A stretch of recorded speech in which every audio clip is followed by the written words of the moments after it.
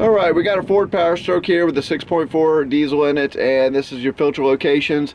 Your oil filter is this guy right here. It's a smaller one, 36 millimeter. We'll take off the caps. Your secondary fuel filter is this guy right here, and your primary fuel filter is on the frame rail, tucked up in there pretty good. Let me show you where it's at.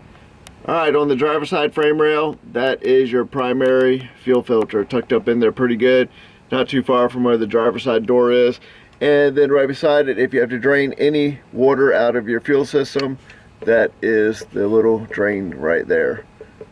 Alright. Make sure you push it all the way back and kind of clip into place and locks down. So anyways, that is your fuel drain, your primary fuel filter, secondary, and your oil filter locations. I hope that helps you guys, and I'll catch you on the next one.